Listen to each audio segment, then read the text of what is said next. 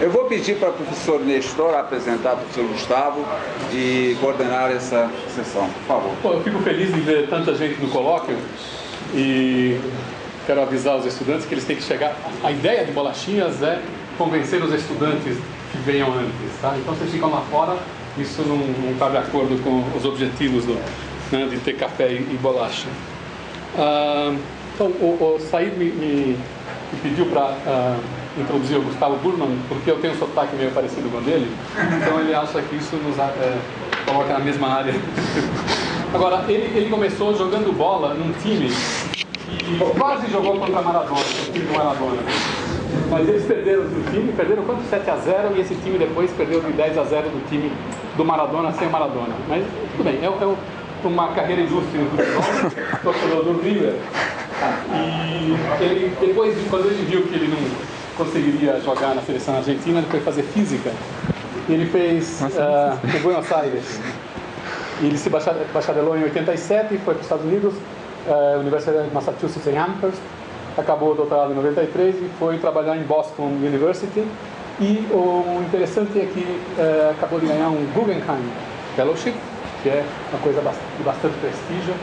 E acho que ele vai poder responder nossas perguntas para que nós possamos informar nossos amigos fora da física sobre a probabilidade de um buraco negro nos destruir a Terra, né? Está bem. Vocês querem que destrua a Terra ou não? Não faz diferença. Dá para me ouvir lá atrás ou precisa o microfone? Precisa do microfone. Precisa o microfone aqui na frente, então... Aqui pela chuva. Tá bom? Então vamos estabelecer o microfone número 2. Isso aqui. Me escuta melhor agora? Não? Tem que ligar. Ao ligar... Alô? Alô? Sim, mas põe aqui em cima. Alô? Põe isso no bolso agora. Põe aqui lá. Não tem como. Ok. Alguma outra coisa para pendurar de mim? Não, então tá. Bom, então, muito obrigado pelo convite para falar aqui no colóquio no Instituto. Espero poder dar uma ideia do que a gente está esperando do LHC nos próximos anos e, fundamentalmente, de alguns conceitos básicos da física das energias que tem a ver com o que a gente espera do LHC.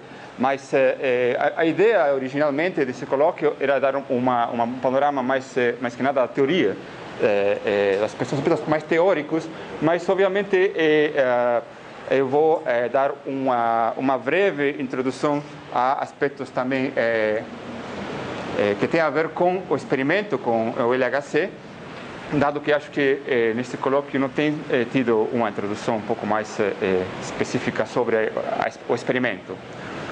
Agora, eu sou um teórico, sei que tem alguns experimentalistas aqui na sala, então, por favor, me desculpem se eu não sou muito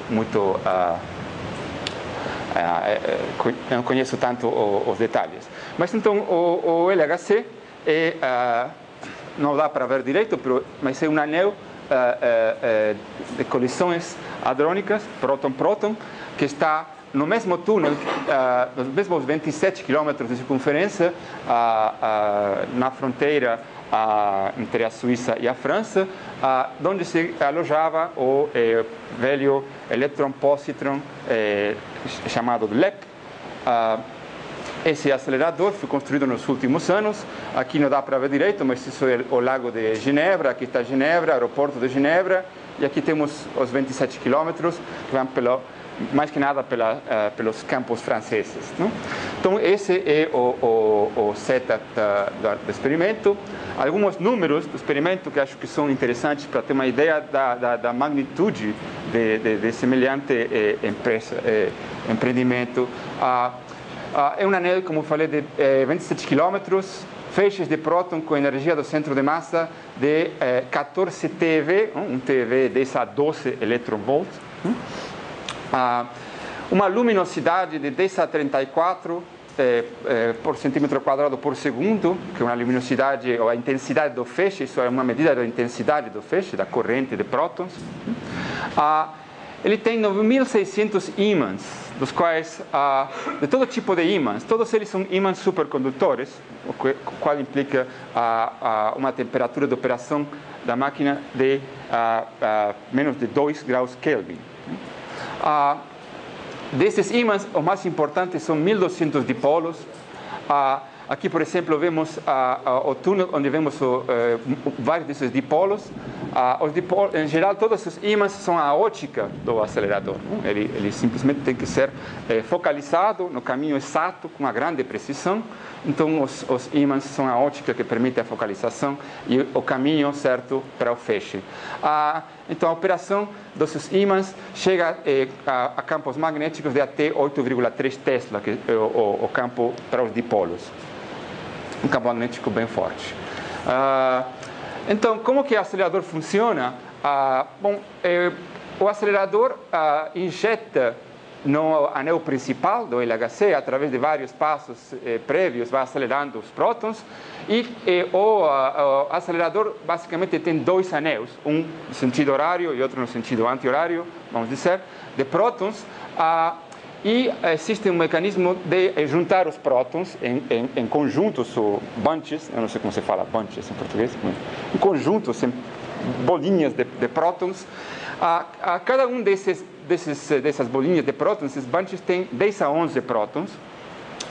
E uma vez que os 27 quilômetros para os dois lados são preenchidos, temos aproximadamente em cada um dos anéis 3.000 bunches, cada um deles com 10 a 11 prótons. Preencher cada um dos anéis leva mais ou menos uns 5 minutos, e os 3.000 bunches vão ficar lá aproximadamente umas 10 horas, até eles começarem a decair. Tá? Agora, esses bunches obviamente circulam a uma altíssima velocidade, muito perto da velocidade da luz, 14 TeV para um próton. Eles estão separados pela radiofrequência do acelerador por 25 nanosegundos, ou aproximadamente 7 metros. Então, existem aproximadamente 3.000 bunches. Esses 3.000 bunches colisionam em determinados pontos de colisão, que são 4, essencialmente, nos anéis. Isso que estraga o feixe? É isso que estraga o feixe, eventualmente, não? Além de possíveis problemas adicionais. Mas existem, por cada cruzamento de 10 a 11 prótons com 10 a 11 prótons, se produzem aproximadamente 20 colisões.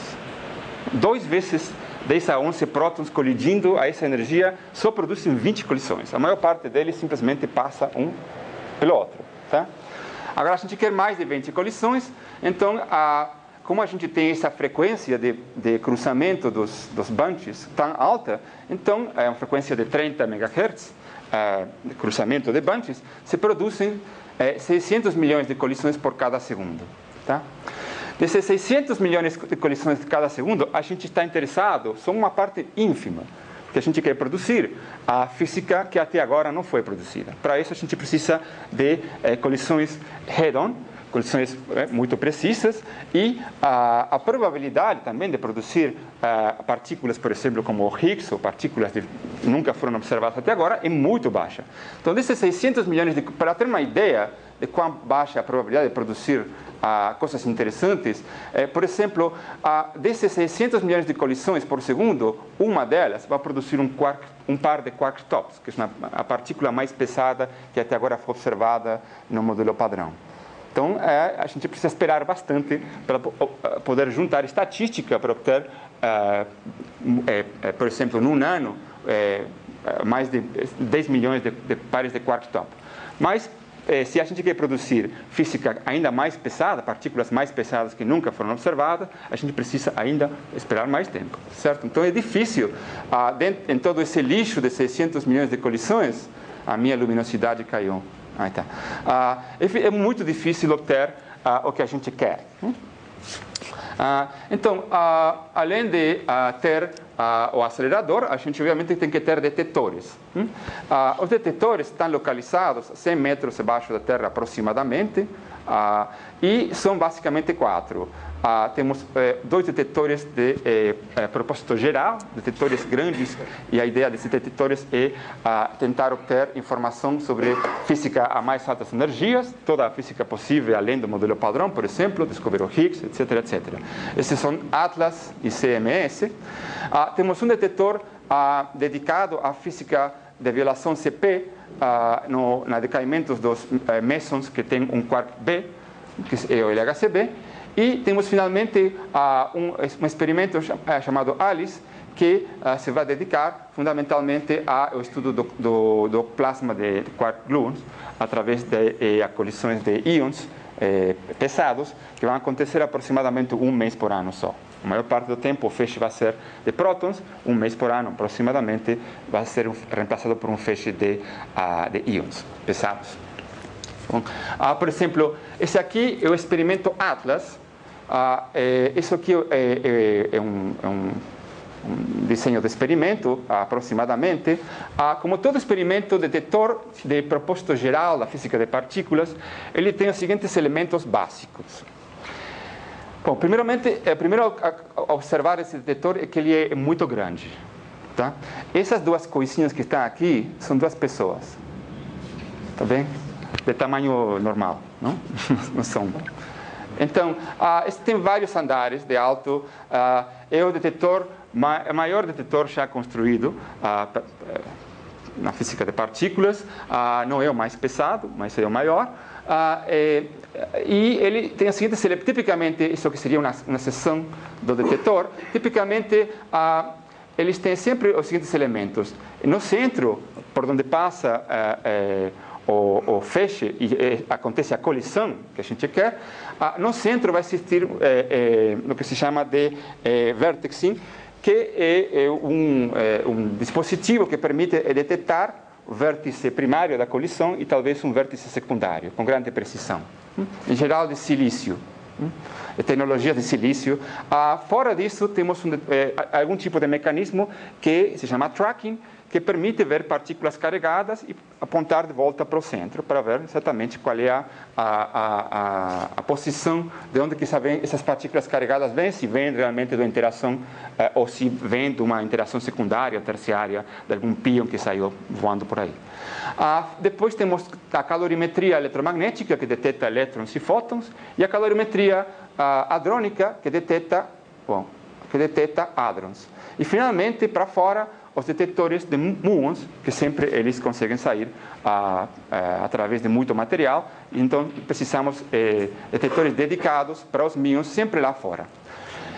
Nesse tipo, por exemplo, nesse evento, vemos uma simulação de um evento de um par de quark stop. Aqui temos um muon que sai até aqui. Podemos ver que efetivamente é um muon. O campo magnético é suficientemente poderoso para medir o momento do muon. Através da calorimetria, podemos ver, por exemplo, esses jatos, T3 jatos, e a energia que não está balançando o momento no evento deve ser a energia, o momento de um neutrino nesse evento, certo? Que é isso que está aí, esse típico evento. Também temos, por exemplo, o detector CMS, Compact Muon Solenoid. Ele é compacto no sentido comparado com Atlas. Aqui temos nossa pessoa, não? Ele é o detector mais pesado já feito, e a ideia dele é que o campo magnético está numa região pequena para poder gerar uma curvatura bem grande rapidamente para as partículas carregadas e ter medições do momento do muon, por exemplo, muito precisas. Aqui, por exemplo, temos um muon de raios cósmicos através de CMS e vemos que realmente esse campo magnético poderoso realmente dá essa curvatura grande para medir o momento. Então, esse experimento, isso que está aqui, e a escala do que se está fazendo é absolutamente enorme. Cada um desses experimentos CMS e Atlas tem aproximadamente entre 2.500 e 3.000 colaboradores. Aproximadamente 10.000 pessoas entre engenheiros e físicos estão envolvidos nos 4 experimentos, sem falar dos teóricos que ficam esperando no computador a ver quando que vai começar, que somos muitos. Então, o que eu quero falar são 2 aspectos centrais de por que a gente tem o LHC. Qual é a motivação que eu vou focalizar aqui para construir e rodar o LHC. Fundamentalmente, a primeira poderia ser simplesmente desse jeito, testar um modelo padrão numa escala de energias nunca atingida até agora. Isso simplesmente seria uma questão absolutamente genérica. Até agora a gente não sabe se o modelo padrão é válido ou não. Obviamente que eu vou dar um pouquinho mais de informação em relação a por que energias mais altas a gente acha que realmente deveria existir alguma coisa além do modelo padrão. Mas uma das coisas mais importantes realmente é procurar um aspecto do modelo padrão, ou entender um aspecto do modelo padrão que a gente até agora não entende no mais mínimo, que é a origem o que a gente chama quebra espontânea da simetria, a simetria eletrofraca, a simetria que unifica o eletromagnetismo com as interações fracas. E isso realmente está no centro do que é a origem de todas as massas, de todas as partículas elementares que a gente conhece. Tá? Se a gente não entende essa quebra espontânea da simetria, que dá lugar a todas as massas, todas as partículas elementares conhecidas, então isso é um grande buraco no nosso conhecimento da física das partículas elementares. Então, como que a gente chega ao modelo padrão? Acho que é interessante, porque também, além de a gente construir o modelo padrão na nossa cabeça, diz um pouco sobre qual é o caminho que a gente talvez vá percorrer para ir além do modelo padrão. Então, o caminho para construir o modelo padrão sempre ele esteve absolutamente determinado por dados experimentais. Na década dos 50 e 60, por exemplo, a descoberta de grande quantidade de hadrons e regularidade no espectro desses hadrons deu lugar a Gell-Mann e outros propor a existência de uma simetria global, não na simetria de gauge por enquanto, SU3 ou Eightfold Way, que deu lugar eventualmente ao aparecimento do conceito de quarks dentro dos hadrons. Os decaimentos fracos, começando obviamente pelo decaimento beta do nêutron e todos os átomos relacionados a esse decaimento beta, os decaimentos fracos, por exemplo, dos mesons pi, k, leptônicos, semileptônicos, não leptônicos, o decaimento fraco do muon, eram todos aproximadamente descritos, como eu vou mostrar na próxima, numa transparência próxima, por uma teoria efetiva, uma teoria não necessariamente fundamental, proposta por Fermi. E essa teoria surgia desses dados experimentais. Então, as consequências fenomenológicas desses dados experimentais eram, por um lado, nas interações fortes, o surgimento do modelo de quarks dos hadrons, não, de SU3, de Eightfold Way, de Gell-Mann, o fato de que os quarks devem ter um novo número quântico para explicar o espectro de baryons, não?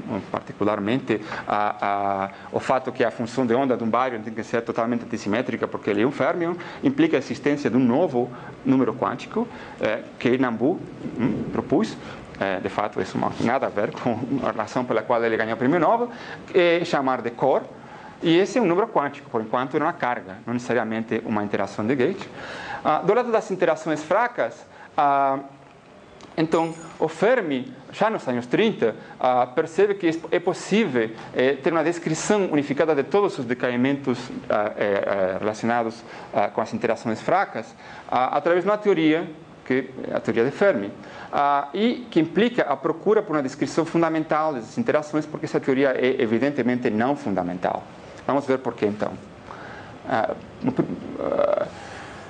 Então, quais são os elementos teóricos? Porque, por enquanto, temos, então, os elementos experimentais, algumas sugestões de descrição fenomenológica não muito fundamental, e também, ao mesmo tempo, se desenvolvem, na mesma época, elementos mais teóricos, mais fundamentais. Um dos elementos teóricos muito bem entendido no fim da década de 40 e começo da década de 50 é a QED, a eletrodinâmica quântica, desenvolvida por Feynman, Dyson e muitos outros, como uma interação de gauge, uma interação de calibre, uma simetria local U1, e é nossa primeira teoria quântica de campos, perfeitamente entendida. E era isso que, naquela época, do ponto de vista teórico, o pessoal era o padrão. Não? Se eu vou escrever uma teoria fundamental, tem que ser que nem a QED. Tem que ser normalizável, tem que ser uma interação de gauge, enfim, tem que ser uma coisa tão bonita e tão, com tantas previsões testadas que nem a QED. Na mesma, na década dos 50, Young e Mills propuseram uma generalização das interações de gauge da QED a interações de gauge não abelianas, grupos maiores que U1, SUN, por exemplo. E esse era um elemento teórico que simplesmente estava dando voltas por aí, que eventualmente vai ser utilizado para propor que as interações de Core realmente são uma interação de gauge não abeliana, por exemplo, e que as interações fracas também são uma interação não abeliana. Tá? Então, isso é uma coincidência no sentido de o avanço teórico ir perto do avanço experimental para poder ser aplicado ao mesmo tempo. Também, nos anos 60 e 61, o Nambu e o Goldstone descobrem, basicamente, eu diria, o mecanismo de quebra espontânea de uma simetria global e associam a essa quebra de uma simetria global a existência de partículas não massivas, hoje em dia chamadas de bósons de Nambu-Goldstone, se bem que não sei se na matéria condensada tem outro nome, bósons de Landau-Ginzburg, tudo bem. Mas então, esse aspecto fica meio que rodando, e vamos ver como ele é utilizado, eventualmente, para quebrar espontaneamente uma simetria de gauge, não uma simetria global. Nambu, por exemplo, aplicou a quebra espontânea de simetria a uma simetria global, que na QCD se chama de simetria quiral. Uma simetria onde a helicidade dos férmions ela é separadamente conservada. Mas, poucos anos mais tarde, Higgs, Keeble, Baud e Engler e outros, eu não sei como que o Nobel Committee vai fazer isso, mas tem muita gente associada com a quebra espontânea de uma simetria de gauge, e isso dá lugar ao que se chama de mecanismo de Higgs, pelo menos na física de partículas, e que explica porque, basicamente, uma explicação do Hamiltoniano de Fermi, que dá lugar a uma descrição fenomenológica das interações fracas, como os decaimentos do míon, do pion e do nêutron. Então, todos esses elementos teóricos, esses elementos experimentais, se juntam como elementos, uma espécie de sopa, não? Que dá lugar, eventualmente, ao modelo padrão. Então, do lado das interações fortes, o que acontece, finalmente, pondo juntos esses elementos, é o seguinte: a teoria, as interações de Core, a verdade, são uma teoria de gauge.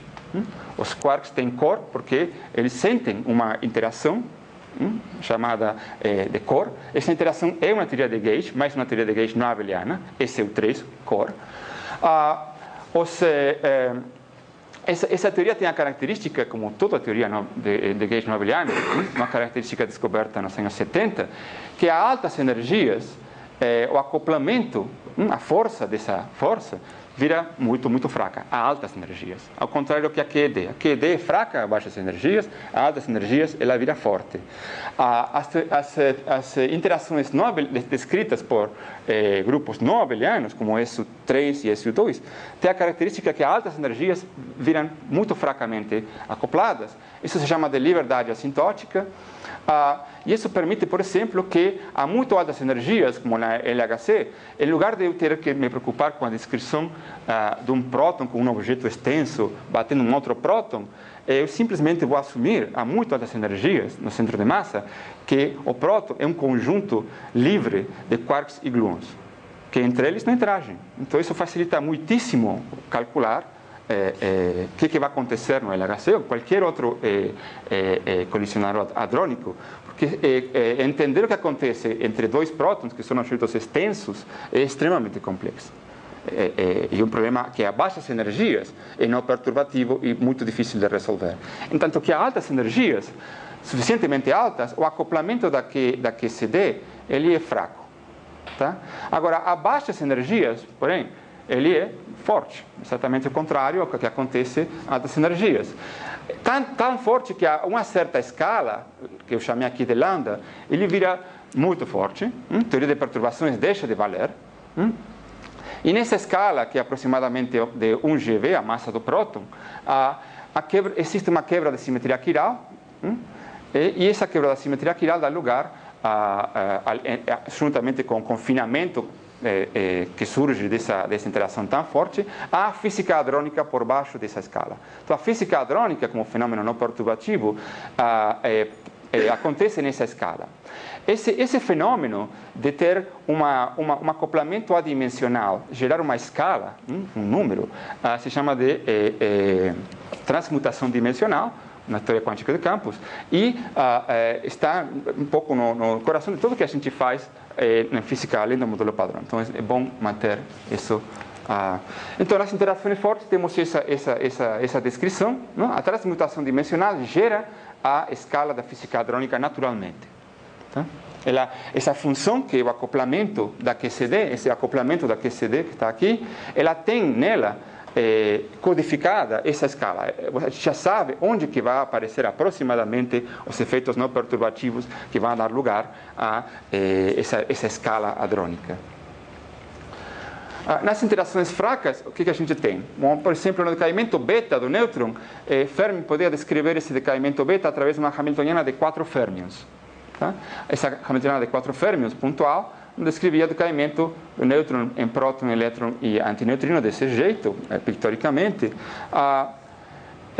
E se a gente escreve essa hamiltoniana de 4 férmions, resulta ser que rapidamente a gente se dá conta que o acoplamento, descrevendo essa interação de 4 férmions, tem unidades. Não é um acoplamento adimensional. E tem unidades, aliás, tem unidades de 1 sobre energia ao quadrado. Tá? Isso imediatamente indicava que existia algum tipo de escala de energia definida por essa interação.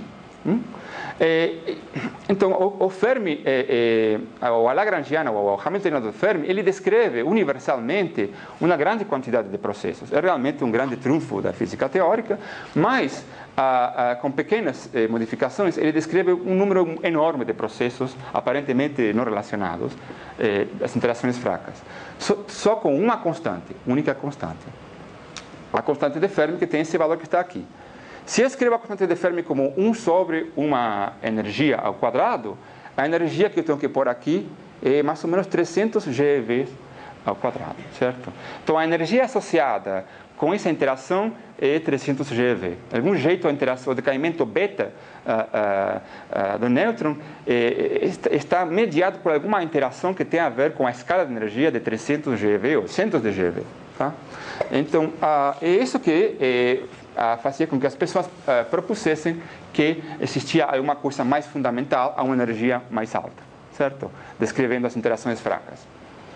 Outro aspecto das interações fracas, experimentalmente determinada, empiricamente observada, é que as interações fracas carregadas, como por exemplo o decaimento do míon, elas violam paridade maximamente. Isso é experimentalmente determinado pela distribuição angular, por exemplo, do elétron no decaimento do míon, ou mesmo decaimento do pion, etc, etc. Isso quer dizer é que as partículas, por exemplo, no estado final, como esse elétron, tem a componente o spin, ou a helicidade, projetada na direção oposta ao momento, à translação. Certo? Então, as partículas são de mão esquerda, se chama essa projeção da helicidade, do spin do elétron, de mão esquerda, nas interações fracas carregadas. Isso é uma observação empírica. Outra observação é que as interações fracas neutras, descobertas nos anos 70, a verdade, elas violam paridade, mas não totalmente, parcialmente. Analisando o estado final, algumas dessas partículas são de mão esquerda e outras são de mão direita. Mas o número de mão esquerda e mão direita é diferente. Então, existe violação de paridade, mas não maximamente. Nesse caso, as interações carregadas, todas elas são de mão esquerda. Tá? Então, esses são os elementos que a gente precisa para construir uma teoria das interações fracas. Então, voltando às interações de Fermi, de 4 férmions, elas sugerem que existe algum mediador, alguma partícula entre os 4 férmions, que nesse caso vai ser uma partícula massiva de spin 1, um bóson massivo, um bóson vetorial massivo, por exemplo, que mediaria entre o míon e o neutrino do míon e o elétron e o antineutrino do elétron desse jeito, para dar lugar ao decaimento fraco do míon. E que a massa, obviamente, desse objeto é de centos de GeVs para explicar o valor da constante de Fermi. A massa, em geral, aparece em teoria de perturbações embaixo de isso que se chama de propagador, 1 sobre a energia ao quadrado, digamos, certo? Agora, precisamos de 3 bósons desse tipo. Por quê? Bom, as interações carregadas fracas e as interações neutras fracas, certo? Então, três desses caras. Agora, esses objetos, esses bósons vetoriais, eles têm massa. Agora, a gente gostaria, para a gente seria ótimo se isso fosse uma interação de gauge, que nem a QED, esse seria o padrão, não? A QED. Agora, na QED, o fóton é o bóson de gauge. E o fóton não tem massa. E não tem massa não porque é uma característica, um parâmetro da teoria. Não tem massa porque a simetria de gauge proíbe que o fóton tenha massa. E, de fato, em qualquer teoria de gauge, a simetria de gauge, em qualquer teoria de gauge, abeliana ou não abeliana, o bóson mediando a interação deve ter massa 0 para a interação ser invariante de gauge. Então, nesse caso, isso aqui é um problema, porque a analogia com a QED não funciona direito, certo? Temos bósons de gauge com massa. Isso é um problema. Então, como se resolve esse problema? É o seguinte. Então, o modelo de Glashow, Weinberg e Salam é um modelo que simplesmente incorpora todos esses dados experimentais e também resolve o problema de como obter bósons de gauge com massa. É isso que, se você simplesmente diz, eu quero uma interação que tenha 3 bósons de gauge massivos, para as interações fracas carregadas e neutras. Um bóson de gauge não massivo para as interações do eletromagnetismo, que é o fóton.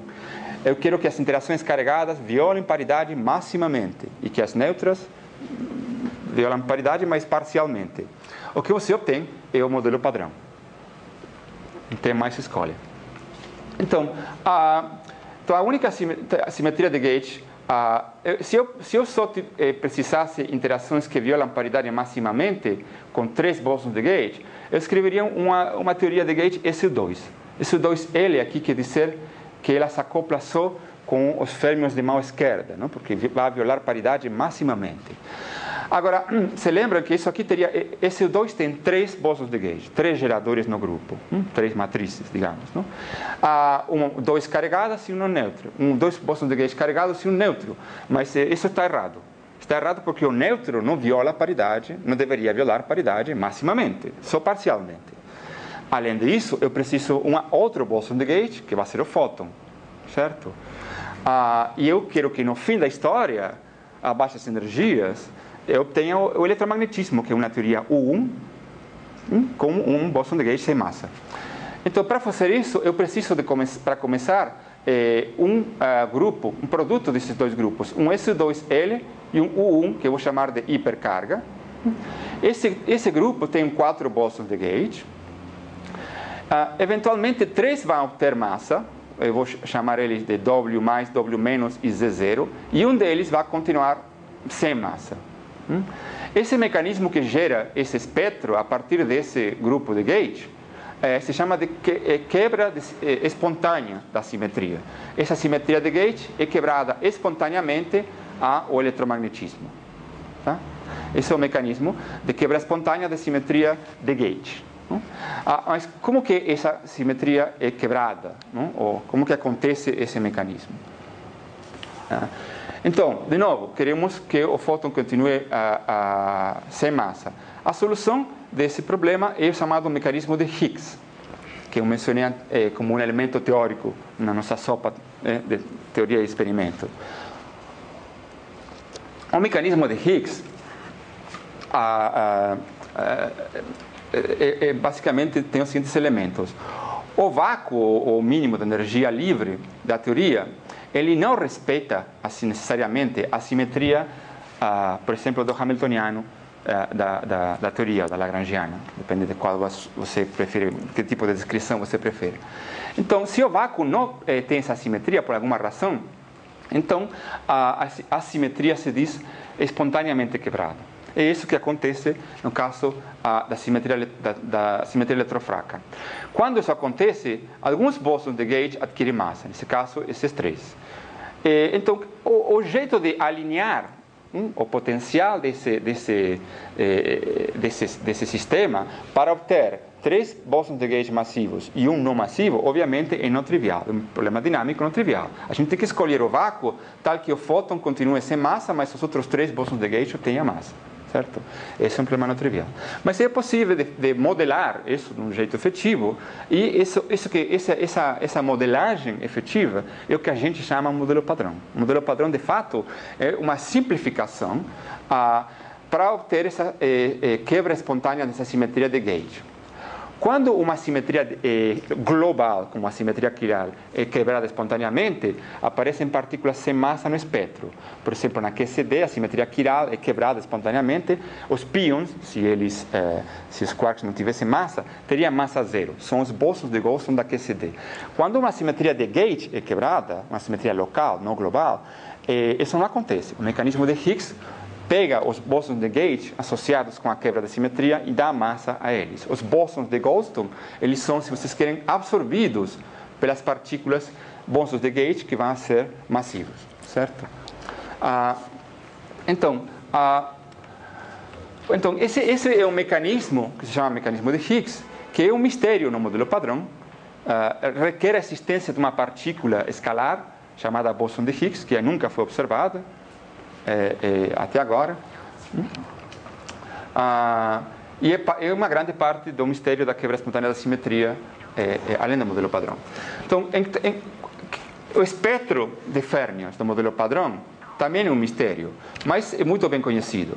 Temos os quarks, por um lado, por exemplo, o quark U e o quark D, de mão esquerda, com esses números quânticos sobre essa teoria de gauge. Teoria de gauge, isso que está aqui é o modelo padrão. Se eu falo, essa é a minha teoria de gauge das interações fortes, e essa é a minha teoria de gauge das interações eletrofracas, que eventualmente são fracas em eletromagnetismo, eu posso definir o espectro de férmions. Então, eu tenho os férmions que interagem com o W, por exemplo, eles só são de mão direita, de mão esquerda. E como eles sentem a interação S2, tem que vir em pares, em dobletos, certo? Então, temos o quark U e o quark D, mas também temos quark U e quark D de mão direita, tal que, por exemplo, o quark U de mão direita e o quark U de mão esquerda juntos interagem com o fóton do jeito vetorial, sem ser uma interação quiral. O fóton não distingue entre mão direita e mão esquerda. Em outras palavras, a QD não quebra a paridade. Agora, temos, por alguma razão que a gente não conhece, temos três cópias de quarks idênticas. E a única diferença entre a segunda geração de quarks, como o Charm e o Strange, e a primeira, são as massas. Os números quânticos são idênticos, e o mesmo acontece com o top e o bottom. Mesmos números quânticos que as primeiras duas gerações, a gente não sabe por que temos três réplicas de quarks. O mesmo acontece com os leptons, temos três réplicas de leptons. Temos nosso neutrino e nosso elétron de mão esquerda, elétron de mão direita. Agora, se eu escrevo o neutrino de mão direita, vamos notar o seguinte, que o neutrino de mão direita, ele é um singleto de cor, ele não tem cor, porque é um lepton. Ele é um singleto de SU2, porque ele é de mão direita, não sente interação SU2, L. E ele tem hipercarga zero, ou seja, ele não se acopla com nenhum bóson de gauge do modelo padrão. Basicamente, o que quer dizer isso? Bom, se a gente não se acopla com essa partícula pode não existir, basicamente, não?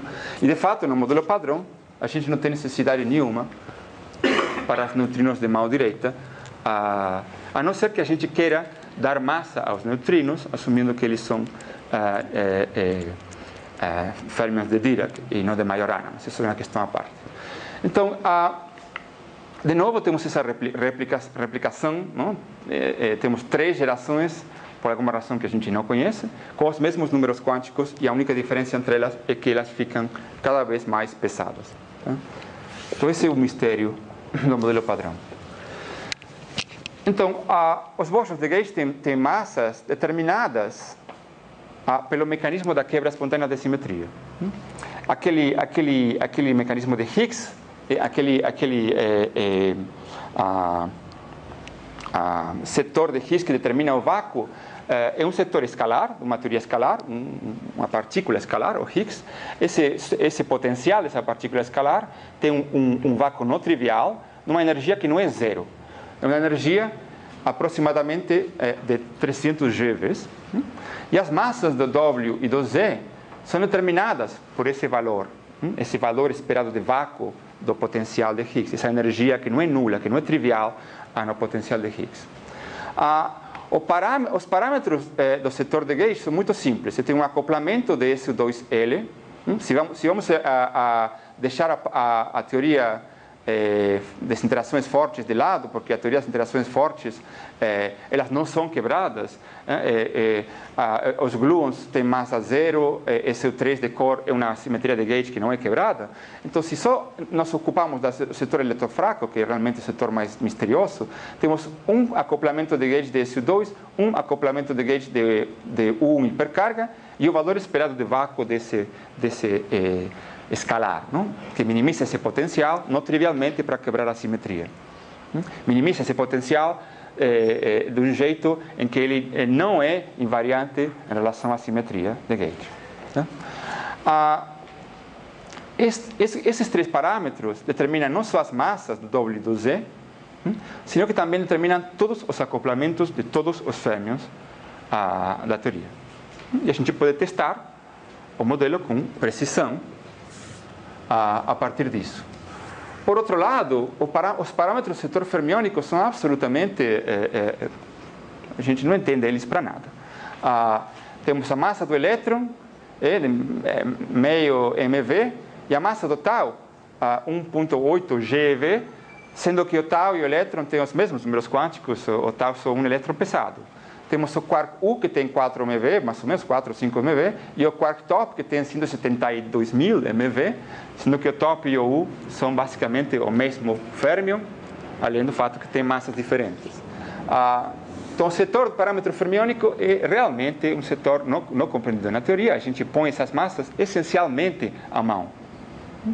Existe todo um jeito de pôr essas massas através de acoplamentos com o setor de Higgs, invariantes de gauge, mas de fato esses acoplamentos refletem esse caos, essa hierarquia de massa de férmions aqui. Esse é um setor altamente desconhecido da teoria. Agora, o setor da quebra da simetria eletrofraca, então a gente sim tem conhecimento e predições muito testadas todos os acoplamentos dos férmions com os bósons de gauge. Esse setor é muito bem entendido e testado. Mas o setor da quebra da simetria implica a existência do Higgs, que nunca temos observado. As massas dos bósons de gauge, então, e dos férmions dependem dessa massa do Higgs. Essa massa do Higgs dá lugar à massa de absolutamente todas as partículas elementares, o W, o Z e todos os férmions. Tá? Então, o valor esperado desse potencial, que está relacionado com a massa desse escalar que é desconhecido até agora, é responsável por todas as massas de todas as partículas elementares conhecidas. Tá? Para que a teoria seja consistente, a gente precisa que o Higgs tenha uma massa menor que 1 TeV. Isso tem vários jeitos de ver isso, eu vou mostrar um par deles daqui a pouco. Então, o modelo padrão é muito bem sucedido no setor das interações dos férmions com os bósons de gauge. Então, isso que está aqui não é para vocês decorar os números, nada, mas simplesmente pictórico. Não? Aqui temos observáveis eletrofracos que podem ser calculados a partir das interações dos férmions com o W e o Z, e o fóton, obviamente. E aqui temos a medição experimental e a predição do modelo padrão.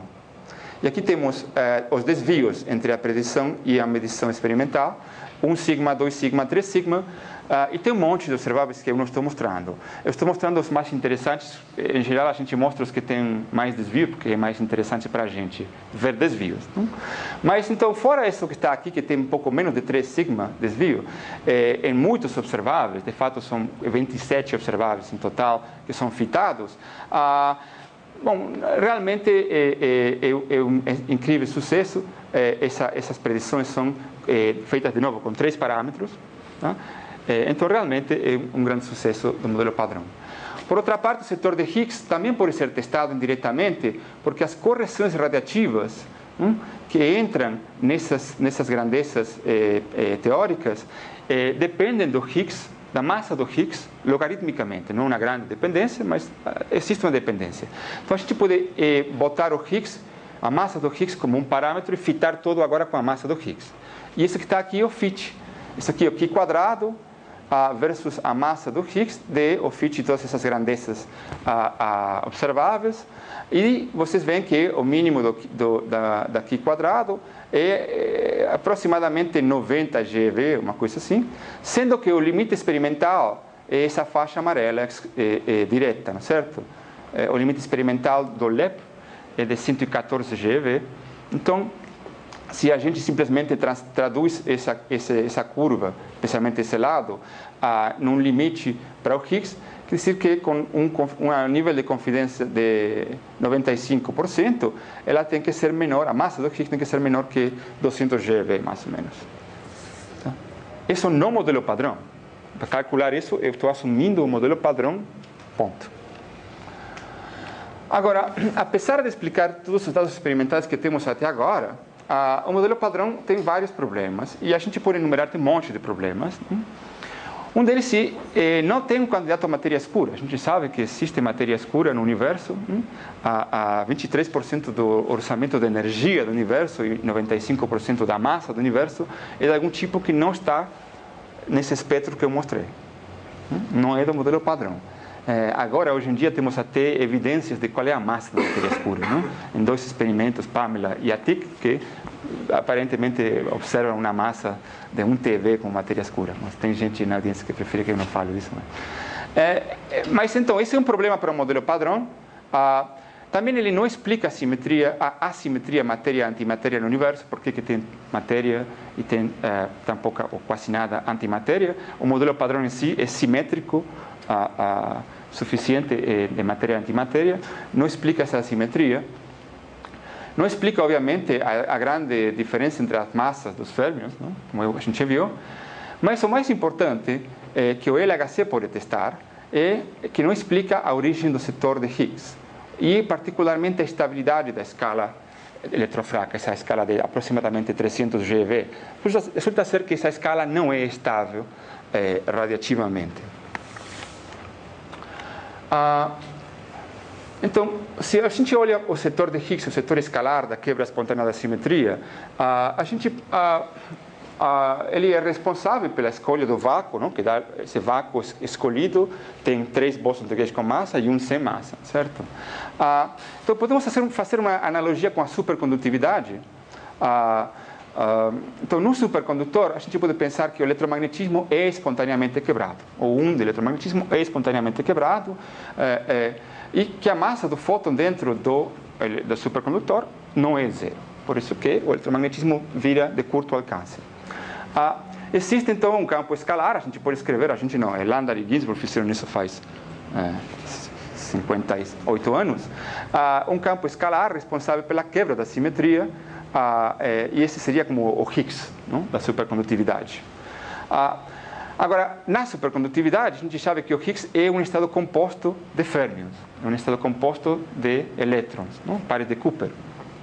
Então, ele é só um parâmetro de ordem da quebra da simetria. Ele não é um estado elementar, digamos, certo? Então, a questão nessa analogia é qual seria, no caso do modelo padrão, a descrição microscópica do setor de Higgs. É na analogia com, por exemplo, o fato que a descrição microscópica da quebra da simetria U1 num supercondutor é a teoria da supercondutividade de Bardeen, Cooper e Schrieffer. Então, a gente tem, no modelo padrão, a lagrangiana, isso é para as pessoas especialistas, a lagrangiana de Landau e Ginzburg. Isso que a gente chama de modelo padrão. Mas a gente não tem BCS, certo? E a gente quer BCS, obviamente, certo? Então,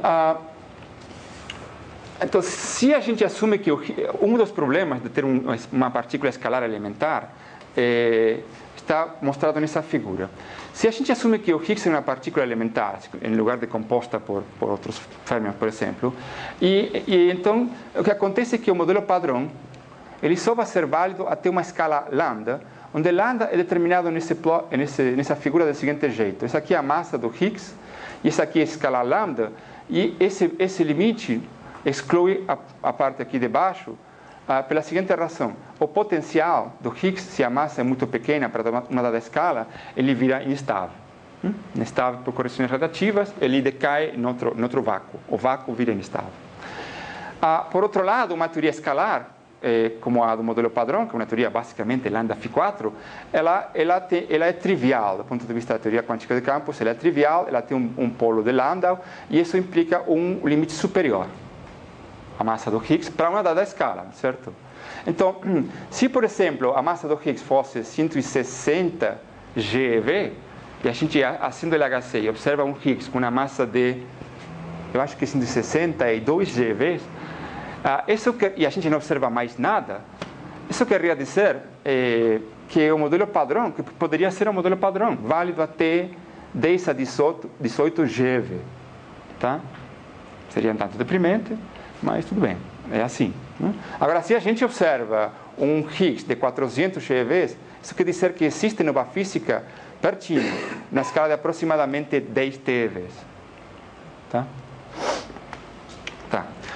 Então, isso aqui é uma questão basicamente baseada em propriedades básicas em teoria quântica de campos, uma teoria escalar renormalizada, uma coisa bem simples. Além disso, temos um outro problema, que é a estabilidade da escala eletrofraca como número, ela é comprometida no modelo padrão, ou numa teoria escalar elementar. Então, se o Higgs, imaginemos que o Higgs é elementar até uma escala lambda, certo? Além desses vínculos de estabilidade e triabilidade, existe um outro problema. A massa do Higgs, que essencialmente é proporcional a essa escala de 300 GeV, que determina a constante de Fermi, a massa do Higgs ela recebe correções radiativas que são quadráticas no corte lambda, certo? Elas não são logarítmicas, por exemplo, ou finitas, elas são quadráticas nesse corte. O que quer dizer?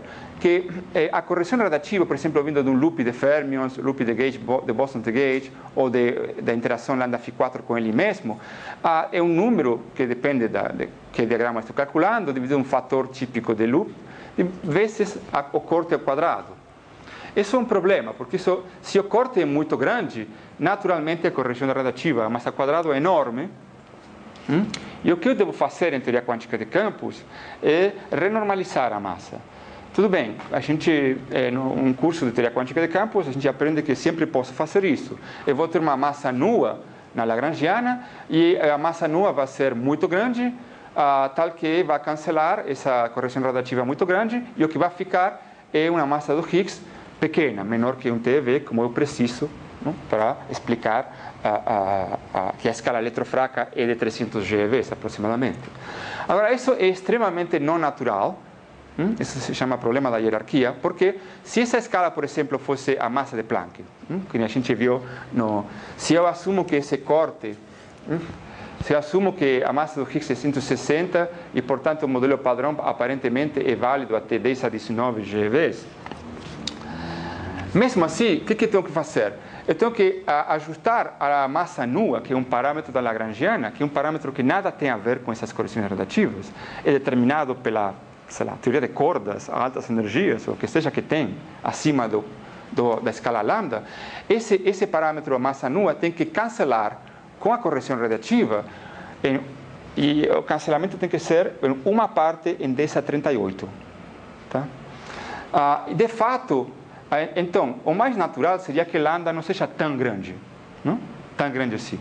Então, a pergunta é, quão pequeno tem que ser lambda para que esse cancelamento na renormalização da massa ao quadrado seja natural?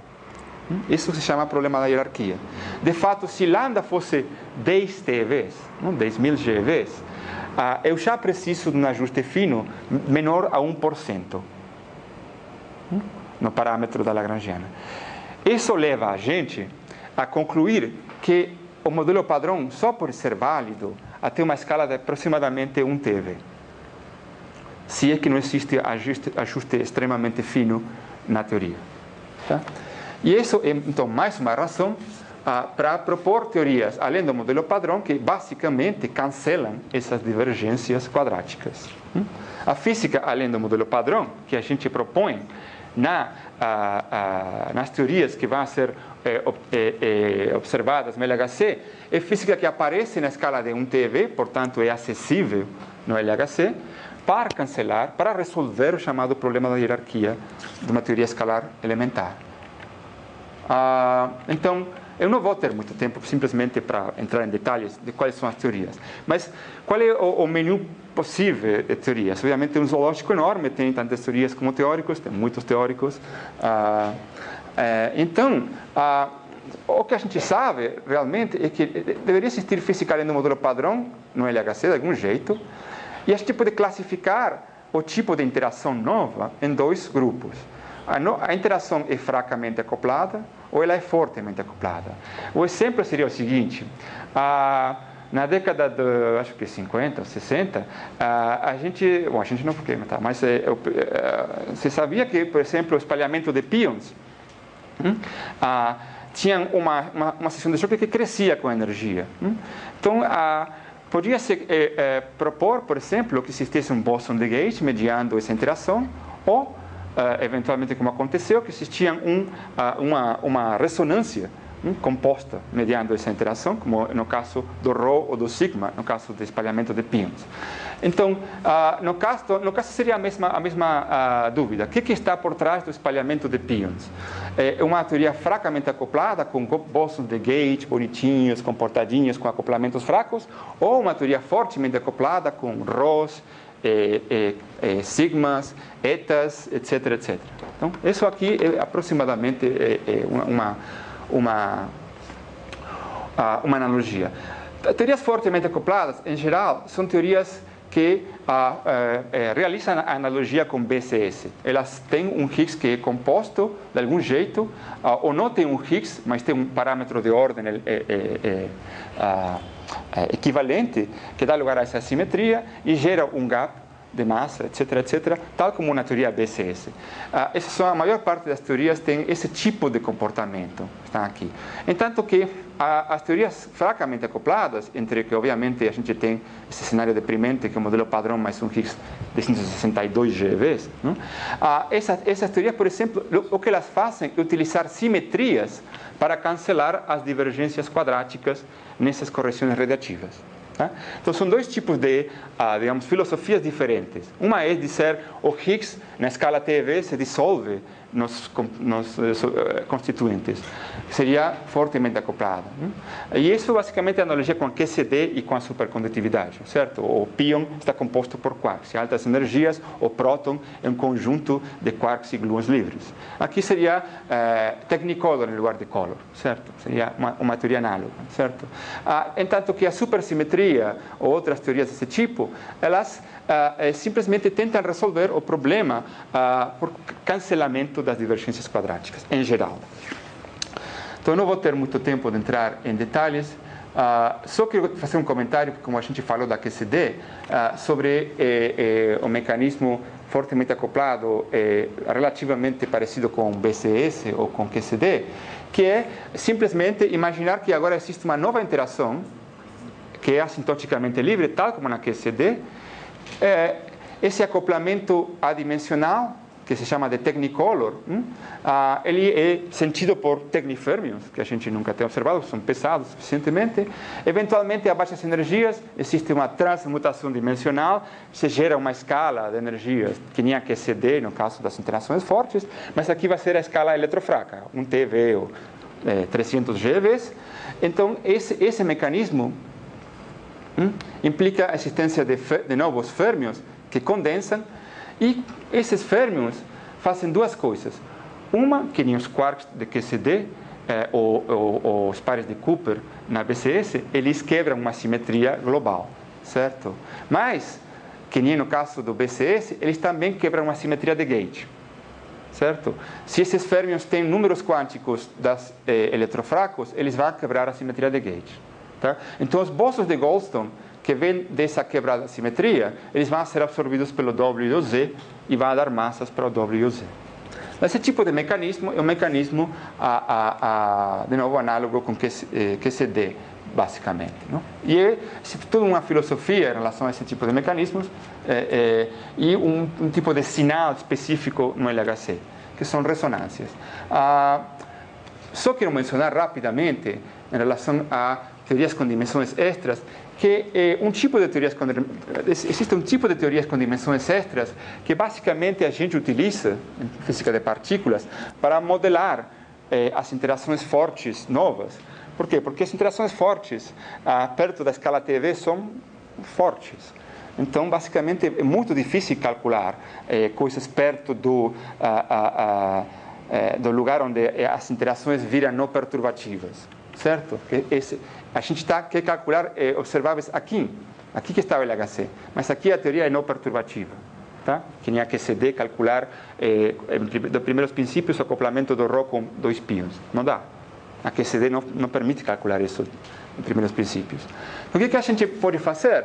Bom, a gente pode utilizar, de um jeito, roubar a ideia de Maldacena, da correspondência entre uma teoria de cordas de 10 dimensões, com, basicamente, importante essas 5 dimensões que tem uma certa métrica anti-de Sitter, com uma teoria supersimétrica, super Yang-Mills, com N ou SUN Yang-Mills grande. Esse tipo de correspondência pode ser utilizado em modelos tal que eu posso escrever modelos em 5 dimensões com essa métrica anti-de Sitter. Uma teoria fracamente acoplada em 5 dimensões corresponde, através da dualidade, com uma teoria fortemente acoplada em 4 dimensões. Então, hoje em dia, existem ferramentas, matematicamente, que nos permitem fazer cálculos que, do ponto de vista da teoria quadridimensional, como o QCD ou Technicolor, elas são impossíveis de ser feitas, são cálculos não perturbativos. Mas que, no lado da teoria 5-dimensional, através dessa correspondência entre uma teoria fracamente acoplada em 5 dimensões e uma teoria praticamente conforme, isso aqui é conforme ao field theory, em 4 dimensões, esse tipo de dualidade tem permitido um grande progresso em fazer predições para teorias fortemente acopladas no LHC. Eu não vou entrar em detalhes, mas essencialmente isso simplesmente queria mencionar rapidamente que existem jeitos de a gente fazer predições testáveis no LHC. Obviamente a supersimetria é um dos jeitos mais populares para ter extensões do modelo padrão. Ela é uma teoria muito interessante, além de todo teoricamente, é a única extensão do grupo de Poincaré que existe, que a gente ainda não tem visto na natureza funcionando. Então, é só que você poderia dizer isso aí realmente é uma motivação teórica. Agora, é possível que a supersimetria seja quebrada a 10 a 18 GeVs e a gente nunca veja uma manifestação dela. Não? Então, aqui o que a gente está fazendo é tentar utilizar a supersimetria como um jeito de cancelar essas divergências quadráticas no potencial do Higgs ou na massa do Higgs. Todas as partículas supersimétricas do modelo padrão tem parceiros supersimétricos e então essas correções relativas das partículas do modelo padrão cancelam com as correções relativas dos parceiros supersimétricos no limite em que a supersimetria é exata. Obviamente a supersimetria não é exata, senão a gente teria observado o parceiro supersimétrico do elétron já faz tempo. A massa do parceiro supersimétrico do elétron não pode ser igual à massa do elétron, porque a gente teria visto ela. Então a supersimetria está quebrada de algum jeito. Mas está quebrada de um jeito que ainda as divergências quadráticas são canceladas e o que sobram são divergências logarítmicas, por exemplo. Isso pode ser feito naturalmente. A supersimetria tem outras interessantes possibilidades, como por exemplo teorias grande unificadas, supersimétricas, etc, etc. Mas eu não vou entrar nesses detalhes. Finalmente, não, isso eu não vou falar. Finalmente existe a possibilidade de resolver esse problema da hierarquia, e só vou mencionar essa transparência porque está tarde, através da existência de dimensões extras. No caso anterior que eu mencionei dimensões extras, eu mencionei elas como uma espécie de artefato técnico para calcular coisas que é difícil de calcular em 4 dimensões. Aqui não, aqui a ideia é imaginar que realmente existem N dimensões extras, além das 3 dimensões espaciais. E essas dimensões extras são compactas, não? Por isso que a gente não desaparece de repente nelas. Não? São muito pequenas, tem um raio de compactificação pequeno, mas nem tão pequeno. Então o que acontece é que todas essas partículas são confinadas em 3 dimensões, nessas 3 dimensões, com exceção da gravitação, os gravitons, digamos. Os gravitons podem passear pelas dimensões extras, são os únicos. Esse fato faz com que a gravitação apareça a nós que moramos nessa fatia tridimensional como fraca. As linhas, vamos falar linhas de campo gravitacional, elas são diluídas em um volume maior que as linhas de campo, por exemplo, das interações eletromagnéticas. Portanto, a gravitação aparenta, para quem mora nessas 3 dimensões, aparenta ser muito mais fraca que o eletromagnetismo.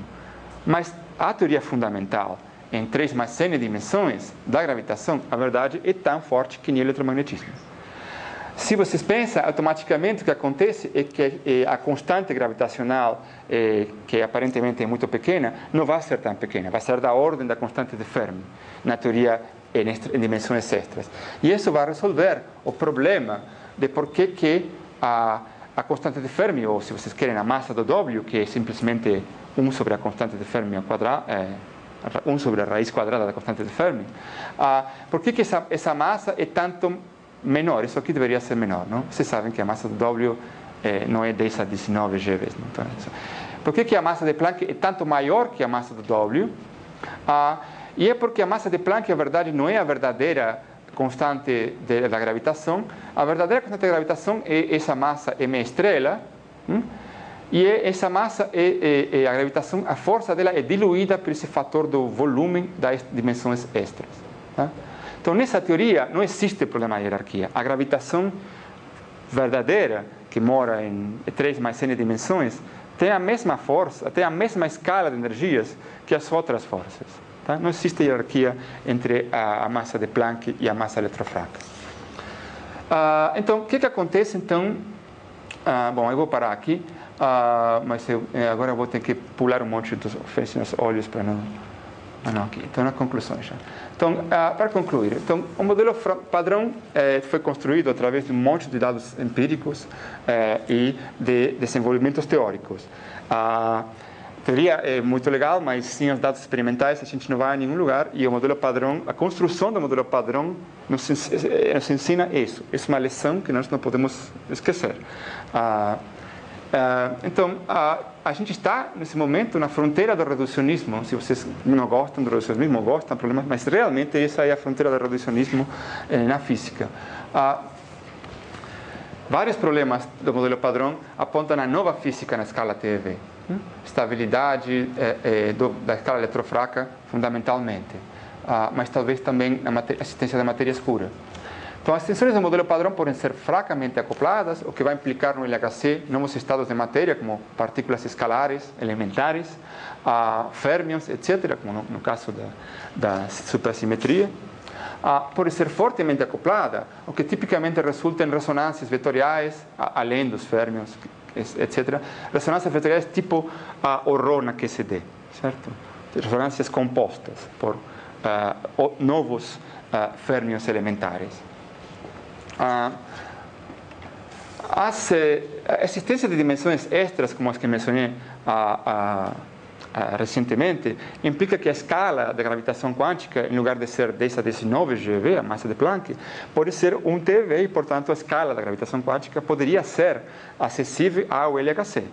Isso implicaria que, além de todo tipo de ressonâncias e férmions novos, poderia haver fenômenos tipo da gravitação quântica, fenômenos que estou chamando de string, mas seja o que a gravitação quântica requer, cordas ou o que fosse, além de mini buracos negros microscópicos que poderiam ser produzidos. Daí que vem toda aquela história. Claramente vocês veem que isso aqui é altamente especulativo. E o pior de todo é que a gente tem refeito as contas e dentro desse cenário altamente especulativo a gente tem visto que é praticamente impossível formar buracos negros microscópicos. Então nem dentro dessa possibilidade especulativa a gente acha hoje em dia que vai dar. Isso é recente, não? Em muitos casos, das extensões do modelo padrão, a gente vai poder observar diretamente que dizer no LHC, a aparição de matéria escura, no sentido de que se ela não é detectada pelo detetor, ela é detectada como uma perda de energia ou de momento que não faz balanço do momento e de energia no detetor. Para detectar matéria escura diretamente, a gente precisa de detectores dedicados especialmente para isso. Não? Mas isso aqui seria uma detecção, uma observação direta da aparição nesses eventos da matéria escura. Outras coisas que não mencionei, como por exemplo a origem da massa dos férmions, a violação CP, a simetria matéria-antimatéria, podem ser reveladas no LHC. Mas fundamentalmente, eu acho que a conclusão das conclusões é que experimento e teoria finalmente vão converger no LHC depois de muito tempo na física de altas energias de não ter dados experimentais realmente na fronteira da nossa teoria. E esperamos então revelar como mínimo a origem da quebra da simetria eletrofraca. Tá, então vou parar.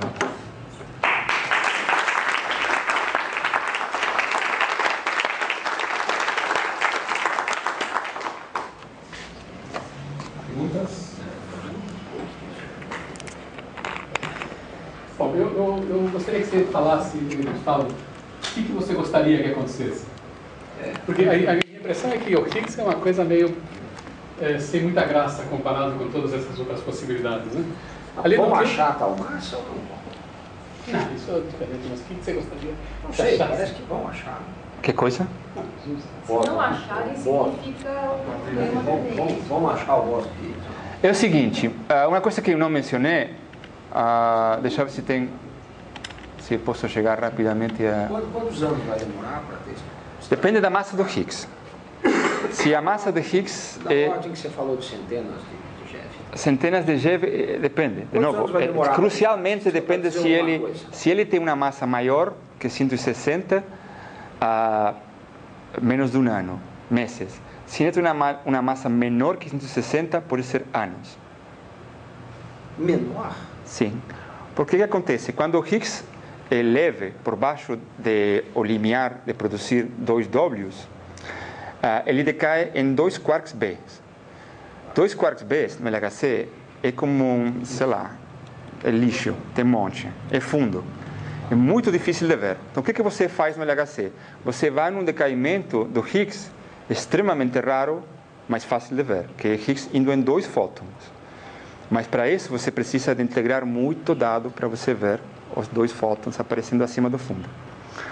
Então, se o Higgs tem, por exemplo, 180 ou mais GeVs, ele decai em 2 Zs. Cada um dos Zs pode decair em 2 muons, e você tem 4 muons, cada um dos muons reconstrói a um pico de um Z, os 4 muons reconstruem a um pico que é o Higgs, e você vê isso em uma semana. O CMS, Compact Muon Solenoid, está otimizado para ver esse decaimento.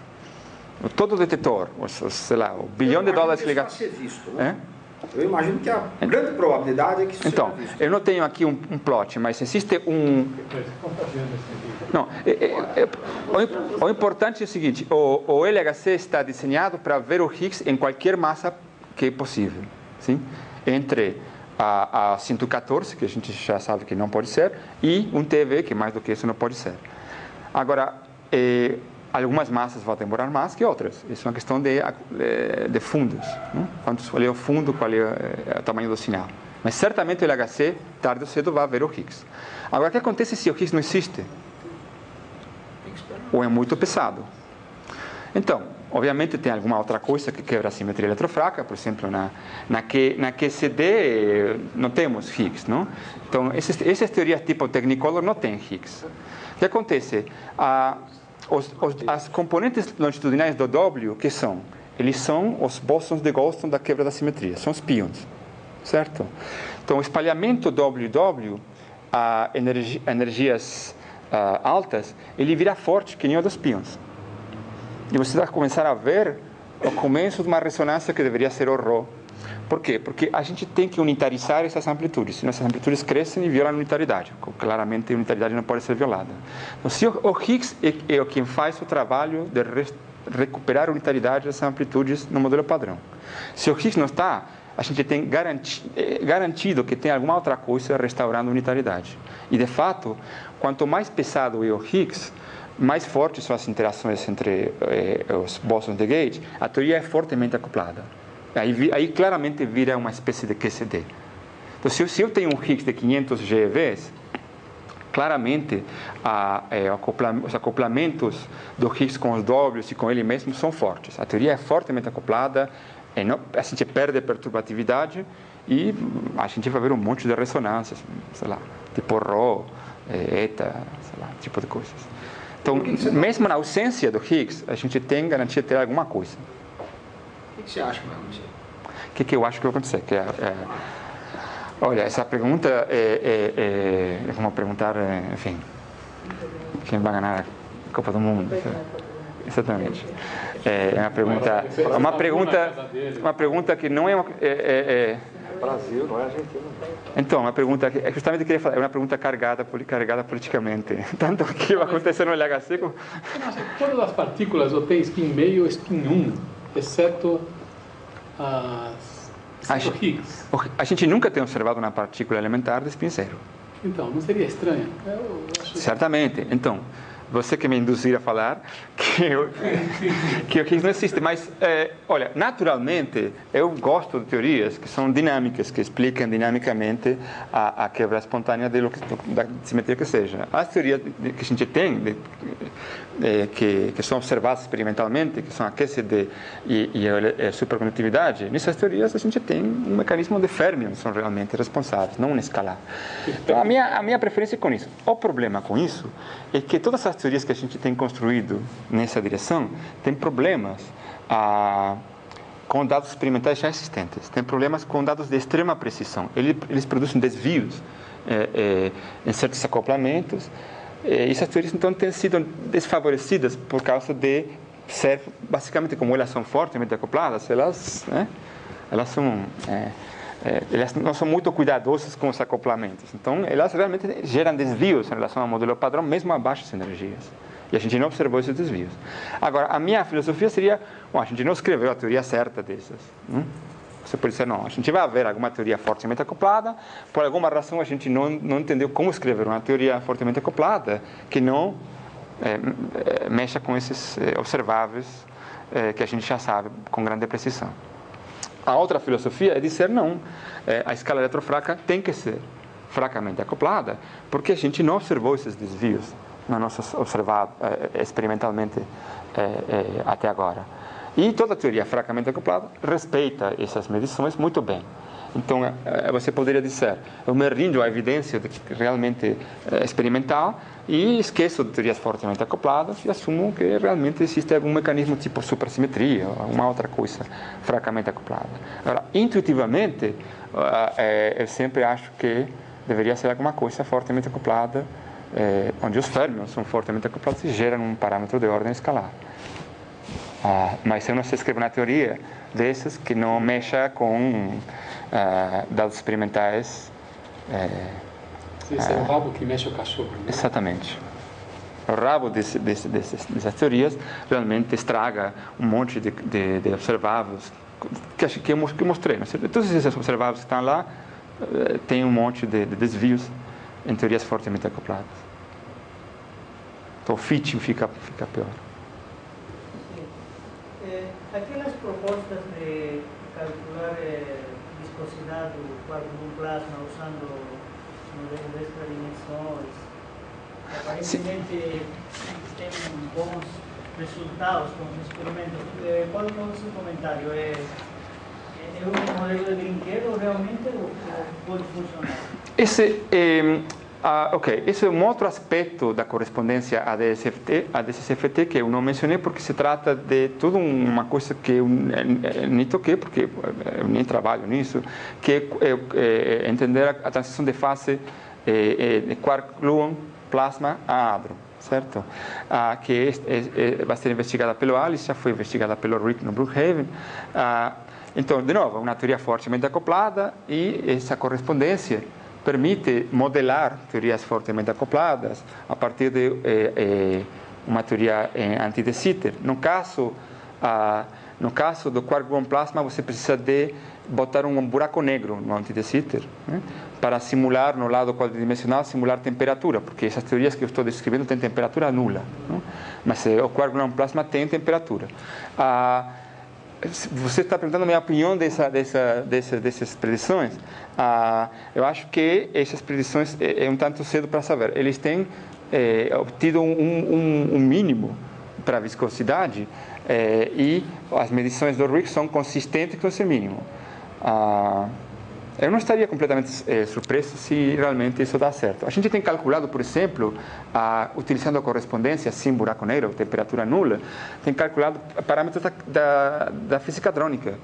Por exemplo, a gente tem calculado o acoplamento do Rho com os pions, coisa que você não pode calcular perturbativamente. A gente tem calculado na ADS 5, através de uma teoria de gauge em 5 dimensões, e esse acoplamento bate com o experimento. E a gente não sabe muito bem por quê. A verdade é isso, porque essa correspondência, que é uma conjectura em uma teoria de cordas, com uma teoria supersimétrica que basicamente é conforme, a QCD não é conforme. Ou a gente acha que não é conforme. No caso de teorias da escala eletrofraca, a gente quer que seja conforme, por outras razões que eu não mencionei. Mas a QCD não é conforme, ela é asintoticamente livre. Ela não tem um ponto fixo no ultravioleta. Então a gente não entende por que, aparentemente, a existência ou não desse ponto fixo ultravioleta não mexe com esses observáveis. Então eu diria que é possível que dê certo, mas por enquanto os dados não são suficientes para comparar. Acho que a Alice vai ter melhores dados para isso. Então o LHC, dá para perguntar que tipo de teorias, além do modelo padrão, você pode testar realmente no LHC? Vale essa pergunta? Eu acho que todas as teorias. A pergunta seria qual é a ambiguidade, não é certo? Eu vou ver o que seja que está lá, eu vou produzir essas partículas novas. A pergunta é, vou poder quebrar a ambiguidade? Porque tenho 1000 teorias, das quais 100 dizem que vai ter uma ressonância vetorial de 2 TeVs e um fermion de tanto. E eu vejo essas coisas. Então, como que eu vou quebrar essa ambiguidade? Como que eu vou reconstruir a teoria a partir dos dados, ou resolver o problema inverso? Isso é difícil, e isso depende de se a natureza joga um jogo meio sádico com a gente ou não. Isso eu não sei responder. Pode ser que que a teoria seja tal que as medições são muito ruins e a gente precisa de uma outra etapa para fazer medições mais precisas e quebrar essa ambiguidade. Mas se tem alguma coisa lá, a gente vai ver. Mais alguma pergunta? Então